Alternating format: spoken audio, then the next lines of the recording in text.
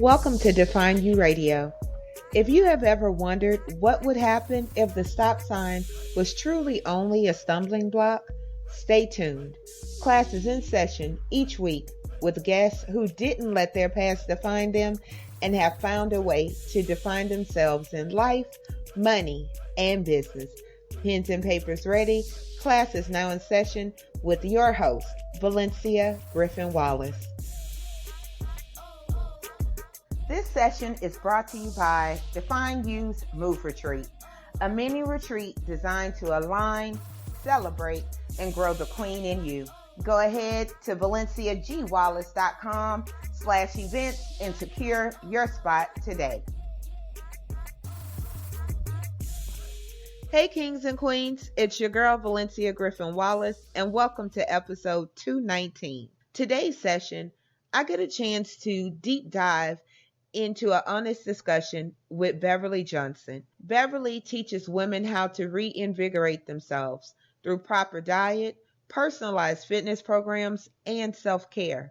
She created a community of women who recognize the need to reclaim their lives. In today's session, we discuss the toxic relationship women have with food, why it's important not to make decisions in brokenness, how, and better yet, why society celebrates toxic relationships. She shares her thoughts about grieving a relationship and the breakdown that led to her change. In this session, you're going to also learn how to pull the layers back to find your healing. Find a purpose by walking in a new beginning. At the end, we get to the process of becoming your ideal self so you could see lasting results. So stay tuned. Let's go ahead and welcome Queen Beverly to the show. Hello, hi, Miss Beverly. How are you doing today? I am fine. Thank you so much for having me on your show today. Yay! Well, I'm excited to have you, and it comes at such a great time because I could kind of get some advice on how to do this thing right. Because many times as women, we go hard or we go not at all. And that is a space that I found myself when I turned 40, because I was in a space where I didn't recognize myself, that I did everything that people, as you said, growing up in the South. I come from Mobile, Alabama, which you cannot get any southern than Mobile, Alabama. And being the oldest sibling, I was always tasked with taking care of my brother and sister, taking care of the home while my mom was at work. So there was never that lesson of take care of yourself.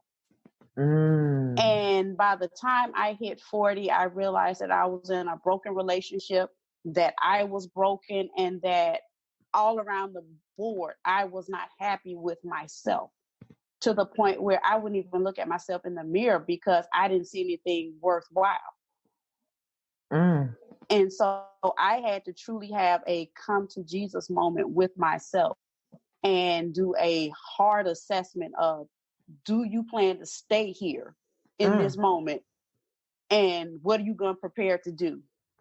Because it was one of those all hands on deck moments that I felt I was in a space where I was literally fighting for myself. I love everything you just said. And I kind of want to rewind a little bit because you hit so many points that women deal with today. A lot of times we're responsible for taking care of other people. And then we wake up one day and, our quote unquote youth is gone. And a cardiologist friend of mine told me 1 in 3 women die from heart disease. You add stress and all the things that make up into that. I've had classmates that died back when we were in our 30s. And I'm like, what the heck? Is it that important to? And I love food. You're in the South, food is yummy. Food is everything. We are taught at it. I remember growing up, we were told that if you ate your dinner, you would get we would get a little Debbie after dinner. So the motivation was not so much to eat my dinner. I wanted the snack cake afterwards. And so growing up in the South, had a bad day, eat. Had a good day, eat. had a day, eat. You know, in the South, if it's a sunny day, what are we going to do on a Friday? Fire up the grill. We in our community need absolutely no reason to have a cookout. Food has become our coping mechanism. And it's also, I think, our relationship with food, just because you think about family gatherings. Mm-hmm. Nobody's touching the salad. Mm-hmm. If there is even salad, you know, Mm-hmm. we want the pork and beans that has a whole bunch of sugar and brown sugar and goodness in there, barbecue sauce, like everything. That's what we do. Mm-hmm. But I want to rewind a little bit. Okay. So you mentioned you were in a broken relationship. At what moment Mm-hmm. did you realize this ain't right? Going into it, I knew I went into it for the wrong reasons. Because allow me to explain. When I was years ago, I started getting sick and found out I was diagnosed with a severe case of endometriosis, and it was stage 4. And as a result of that, I found out I couldn't have children. So, on a level, I told myself the lie that at least I can have the husband, because on certain level I will be validated by other women. I may not have the children, but at least I can sit at the lunch table and go, my husband. And because I was so broken and grieving what I was going through, I did not really take this time to look at the person I was with. I was just so happy to have somebody that I thought accepted me in my brokenness that it was almost a form of hero worship. Mm. And so then fast forward, when I become healed, I'm off the pain med, and I really took a moment to look at the person I aligned myself with. I had to accept that we had nothing in common. Mm. That we should have never been together. We should have never been married. And when you make decisions out of your brokenness, it will never succeed. We do that, and me and I know y'all love the show. Thank you for all the love you give, but we specifically talking about a woman thing. I know I have done that, but go ahead, Miss Beverly. And so I poured myself into something like, I'm gonna make this work.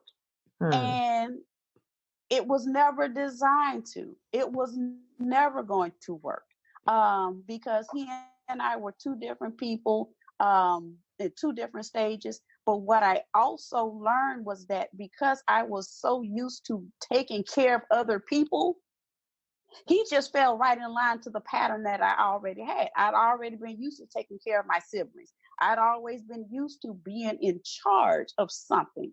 And so to have him dragging him along was just what I knew, to the point where I did not even realize how love starved and deprived I was, until I really sat down and went, what am I getting out of this? Oh, yeah, little Beverly became Big Beverly real quick. Nobody judges you when you go grocery shopping and buy a cake or buy a bunch of snacks. They just assume you're having to get together. Nobody judges you on food. So we have a lot of people in our community that are closeted food addicts. I'll judge you for smoking. I'll judge you for alcohol, but I won't judge you if I see you have a cart full of food, because I'm just assuming you're having a party. And so many of us are medicating ourselves because of emotions. We're trying to push down what we need to heal. And the only way we know how to do that is eat. And if you've ever eaten something and turn around and go, oh, I shouldn't have eaten that, that's when you pretty much know you're going off the rails. I do that all the time. I don't want to say all the time, but I'll have my moments and I could easily excuse it away. Well, Valencia, you're not fat, so it's okay to do that. But then I'll get on the scale and be like, it was not worth it, or I deserve it. I went to the gym all week, which is always a good excuse I use. So turning into Big Beverly, that was while you were married. While I was married and subsequent the divorce, I gained almost 30 pounds. Mm. And I was in denial about it. Even looking at the picture, seeing my face change, I was in denial about it till I went to the doctor and got on the scale, and the nurse didn't slide that little thing back. And Mm. I was like, wait a minute, she's sliding it. Oh, Lord, it is at the very end. And I went in for a sinus infection, and I promise you, Valencia, I didn't hear a word my doctor said, because I was sitting there like, I really have gained this much weight. Mm. Oh, well, Beverly, what are you going to do about it? And that was the moment that forced me to do a serious assessment of, okay, you're spiral. What were you at your highest, if you could remember? 160. And for my height, at 5'4", Mm. it was a lot, because my knees were hurting, my feet were hurting. I didn't feel comfortable, but it was one of those that, and the thing about it is, I could go and try on pants, like, oh my gosh, my pants are too big or too snug, and I would dismiss. Oh, well, I did go to the gym yesterday, and I Mm. dismissed it, even though I saw myself growing out of my clothes. I dismissed it. And instead of saying, you spend a lot of money on your nice work clothes, you may want to rein yourself back in. I just went and put on things that, like, I started wearing dresses that didn't show my shape, but it still Mm. didn't address the fact that I was still hurting and grieving from the divorce. Yeah. I think a lot of people don't realize that a divorce, we talk about the stages of like grief when, death Mm-hmm. happens or something. But divorce is a death, whether it was a It good is. marriage or a bad marriage, it is a death of a life you had, you having to start over, and everything else from that. Mm-hmm. So how did you get here from there? I sat down and had to grieve, because I unfortunately I was in a category that, during the separation, my ex-husband decided to express his frustration through violence. Mm.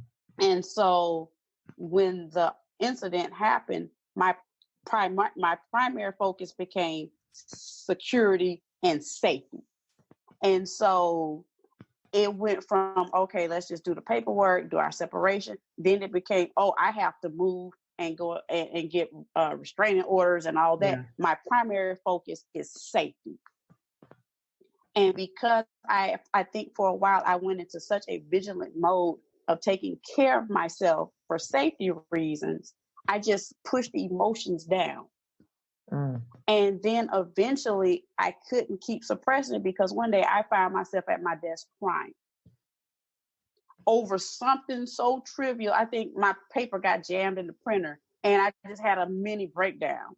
And Mm. that's when I realized I needed to address what was happening and take control of, Beverly, you have to grieve the process. You have to, yes, you're going through a divorce. Life happens. But baby girl, forgive yourself, because it became something that was very public. Everybody, when you have something and all your friends know that you're going through a divorce, now add this. I kept trying to hold it together, like nothing was wrong. So I was going through this world, like my whole world falling apart, and there's a dumpster fire behind me, and I'm looking at you like, oh, there's nothing to look at, nothing to Mm. see over here. Ignore the dumpster fire. I'm really okay. And I had to, at that moment in 2015, drop out of the Strong Women's Club and mend my soul, and admit that I was broken, admit that I messed up, and admit that I don't have a clue what I'm doing right now, but I need to figure this out. And from admitting that, let me put myself back together, layer by layer, and address how I ended up in a dysfunctional marriage. And that required me to truly look at myself and say, what drew you to that? Well, I was broken. Why were you broken? Because I was grieving not having children. Yes, that didn't happen. Yes, that part of you is not going to happen. But what's really the issue of why you had to go with this fool? because I was lonely. And when you start pulling those layers back one by one and having the courage to address it, then that's where your healing comes in. I love how you unpacked it all Mm-hmm. in such a great way that I know the audience definitely can relate to, because it's easier to put layers on than peel Mm-hmm. them off and reveal what's underneath. Mm-hmm. And And, you did the work, and now from that you have Genesys Fitness mm-hmm. to and that's help women get their stuff together. So go ahead and talk about that. well, actually, it's ironic that after when I was sitting down coming up with the name of the business, Genesys was not the first name. I came up in my mind, it was going to be caliente. It was going to be caliente, super hot. It was going to be, I don't know what vibe I was on that week, but it was like, it's going to be something hard. It's going to be like, grrr. And, and every name I went out to do for the domain name was taken. I was like, so there's really a Caliente Fitness out here? Okay. So, okay. And every name I had on my list, I had 10 names, and all 10 were taken. Mm. And I sat at my desk and said, okay, what is it that you're really trying to offer? It's a new beginning. Well, Beverly, why don't you name it Genesys? I'm like, well, Genesys isn't hard. It's not like hot, but It's not like in your face. it's not like Genesys, take that. It's not like The Rock. And I was like, what is Genesys, Lord? And he was like, I know, it's a new beginning. Think about your journey. It's your new beginning. And that is how I ended up with Genesys. It's a new beginning to shed who you used to be and walk into who you're becoming. That's how I came up with the name. Now, how you spelled it, is it because the IS was gone, or? Yes. But you still have that grr on it. You still have that So I think the YS adds that part, adds the like toughness to it. And that's where I was sitting there like, okay, so there's really a Genesys Fitness with an I in the world. Okay. So you know what? I'm going to figure out how to make this name different. Genesys with a Y it is. And looking back on it, I'm so glad that the first 10 names were not available. I love it. And then with the Y, it's like putting the U, as in YOU, in Genesys Fitness. Mm-hmm. You could use that. I am. I'm writing that down right now. Now, when a lot of women get to this point, like, I want to change my life, it's a new year, new me, or whatever, I went through X, Y, and Z, now it's about me. What are some of the pitfalls that you see women have when they're trying to change to a new lifestyle and a better version of themselves? They're not willing to let go of the old narrative. And I've had clients where we will be in conversations where I see you at the finish line. And, well, yeah, but I think about what he did to me. Are we seriously having a conversation about what he did to you 8 years ago? Because you can become wedded to the drama and not even realize it, that you can assign your identity to your trauma because that feeds something in you. Because you put in your mind that that's the thing that when you allow your trauma to define you, you will end up stuck.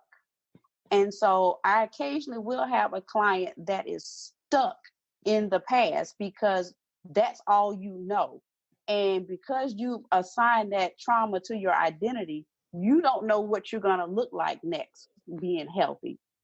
I know this known hell, but I don't know that unknown paradise. So I'm going to stay right here because it gives me something to focus on.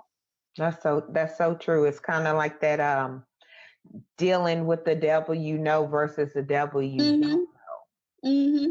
And we get so used to pain and using pain. And as a society, we excuse it. Like we allow people to use past trauma as a forever crutch. And I think it was Derek Jackson that says we have a bad habit of celebrating women who stay in traumatic situations, and we'll label those as goals. Oh, we celebrate Big Mama for staying with Pop Pop for 40 years, even though he hadn't talked to her, treated her right in 35 of those 40 years. But we put goals to that because she withstood the storm. And so what you're telling the subsequent generations that I just have to stick it out. Yeah. Even though there's emotional and verbal abuse, if I just stick it out, I'm going to get my just due. Say that one more time for the people in the back. You don't need to stay in toxic relationships thinking it's going to work out, because it's a lot of us, and myself included. He didn't initially start off with a physical, but it was emotional and mental. Are you wearing that to work? Yeah. Oh, please don't go. I was really hoping you'd stay here with me. You're going to leave me here all by myself. And what I didn't realize he was doing, he was pulling me away from my friends. To the point where I was always isolated with just him. And so we created a codependent relationship. So then when I tell you I had no identity at the end, I had no identity at the end, because I just believe if I wasn't with him, what would I be? Do you think that you felt, because now that you've unpacked everything, do you think you probably felt like no other man would want you or accept you because you couldn't have kids?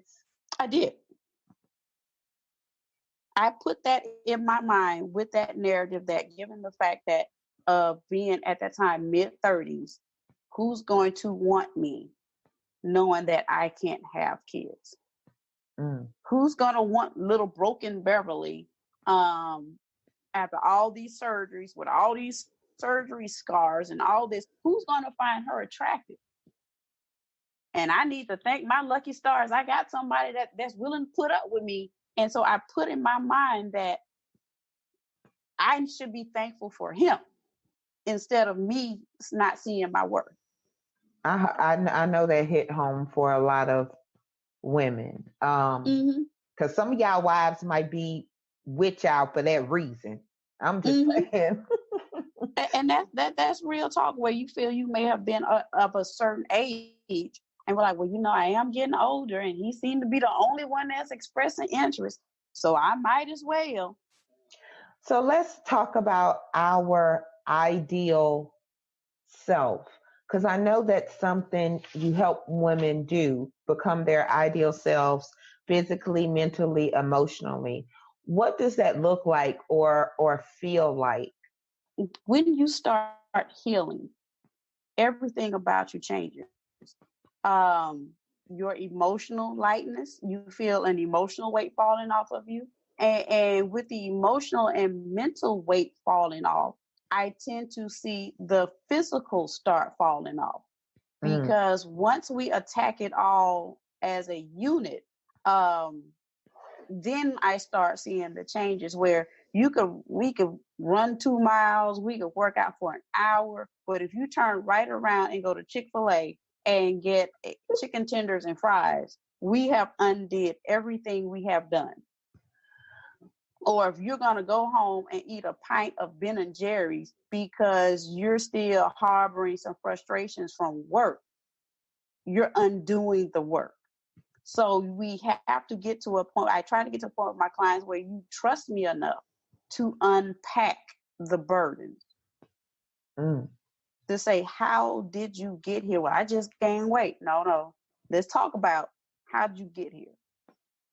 Describe to me what was going on when you started gaining weight. When we start backing into that, then we're able to see more lasting results.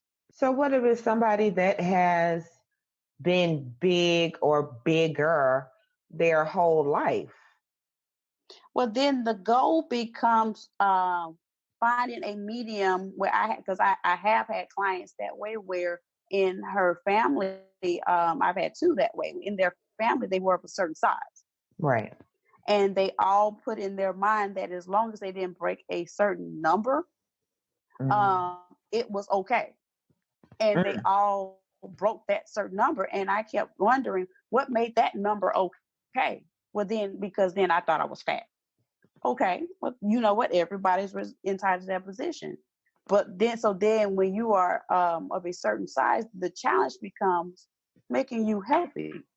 You can Yeah. still tone, you can still get in shape, you can still get squats, you can still have the squat booty, you can still have it all.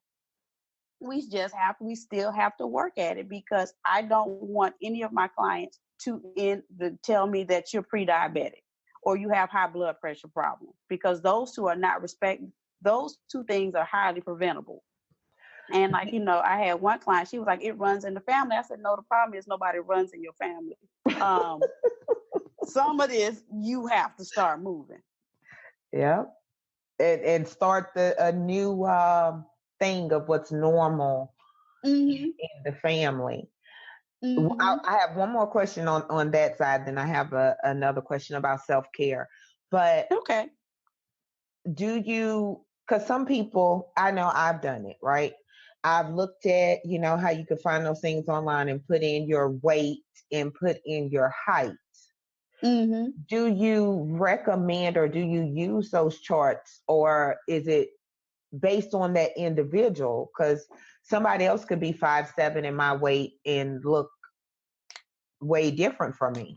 Mm-hmm. Because I will say that many of those standards and charts are based on European communities, and they do not factor in the hereditary factors of our community.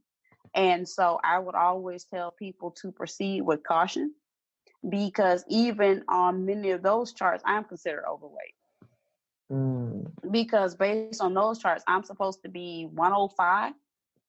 And Jeez. if I go down to 105 pounds, I'm going to look like a crackhead. That is not a healthy weight for me. Mm. And so we have to take those things into consideration, not to chase an artificial number. Mm. That's why I try to advocate for, let's find what's comfortable for you. Because yes, I know based on your height and your size, it may tell you that you're supposed to be 120. But based on your family, 120 will have you looking very sickly. Mm. But I, so 135 may be a better place for you to sit. I I can't remember what the weight chart says, but I'm like 5'7.5", and I've gotten to 135, and I was like, oh my gosh, this Mm-hmm. it didn't look. I could see more parts of me than I wanted to see. More Mm-hmm. bones, and like I like having a strong body, Mm-hmm. and my body looked frail. and Mm-hmm. and it really took somebody else telling me that for me to look and say, Valencia, this is not going to work. Mm-hmm. So no, And go that's ahead. what you have to be very careful of, because like I said, based on my weight, they tell me on my weight chart I'm supposed to be like at a max 115. Hmm. If I go down to 115, something's wrong, Yeah. because I don't look well. But I will say right now, I'll tell my weight at 131, I am healthy, I'm strong, and for me, I'm a healthy size. So don't be so quick to always go to that chart, because I've seen people go down in their sizes like, I need you to go eat because Yeah. you don't look good. I love that. Thank you for saying that, because we got some all books and all charts aren't doesn't take a lot in consideration, especially like if you're top heavy, and it Mm-hmm. doesn't matter what weight you carry. Where you carry your weight, that's extra weight, but it Mm-hmm. doesn't mean it's unhealthy just because you have boobs. Mm-hmm. So, because I'm Because pretty sure my boobs add, I don't know how much to my, but they have something to do with those numbers on the scale. If I'm honest, y'all have seen pictures. and it's natural. And see, Booty. and those are the things to take into consideration. Like the women on my dad's side of the family inherited boobies. Mm-hmm. And so because of their build, you may automatically assume that they're out of shape. But they're just top heavy. And so you can't be so quick to make an assumption about somebody being out of shape because they're built different from you. Yeah. I love that. I love that. So, Fly Girl by Glam Apparel. Yes. Tell us what that represents and how can we get it? Well, Fly Girl, I was sitting around one day and I was doing one of my postings and I was just sitting there like, you know what? I'm gonna fly today. And somebody said, what do you mean? I was like, I'm a first love myself, girl. And I was like, oh, I like that. And so it came as a celebration of who you are. And so Fly Girl is first love yourself, girl, because that is the greatest relationship you will have with anything in this world, is the one you have with yourself. Until you fall in love with you and can look in the mirror and go, ooh, who is that sexy beast? Oh, it's me. Ooh, girl, who is all this? Ooh, all this sexy dripping. Oh, that's me. Until you have a healthy relationship with yourself and understand what's required to love you properly, you can't love or expect love from nobody else. And that's how Fly Girl came. It's a affirmation for us to fall in love with the most valuable player on your team, you. Hashtag amen. Yes. And you can get the shirts on my little online boutique, my little online store. It's the Diva Boutique. And it's thedivaboutique.com? Or? No, because I'm extra. Diva, I misspelled it on purpose because it lines up with the tenets of my business. It's DEVA-boutique.com. If the audience doesn't remember any of the great gems you dropped and you wanted them to remember the next thing you say, what would that be? Out of everything you have done on this journey, forgive yourself for any mistakes that you have made. It's okay. We're all human. Move on. It's okay to proceed. It's okay to love yourself. You can be unapologetically who God has made you to be. It is the time out from trying to hide, no longer playing small. God has given you a purpose and an assignment, and it's time for you to walk in it, because we need your gift and we need you to survive to get to that next level. Just trust the voice of God that He has given you the tools that you need to make it. And surround yourself with the right people to make your dream happen. I love that. So, Miss Beverly, how can the audience get in touch with you and connect with you and possibly get with you to ask some fitness questions like, how exactly do I get a squat booty? If you want to go ahead and give your information. If you want more information on a squat booty, being snatched, self-care, or meal planning, there's my website, beverlykjohnson.com. Or you can find me on Facebook at Genesys Fitness, Genesys Fitness. I'm there. All my fitness tips are out there. All my videos are on the Facebook page. They're willing, ready, and able to provide any assistance that you need. Love it. Love it. Thank you so much for a great interview.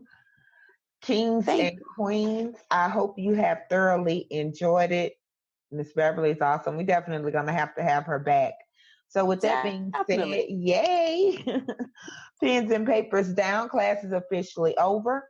Make sure you subscribe to the show and connect with our guest, Miss Beverly Johnson, at beverlykjohnson.com. Until next time, remember your past doesn't define you. It gives you definition. And what you do with that is up to you.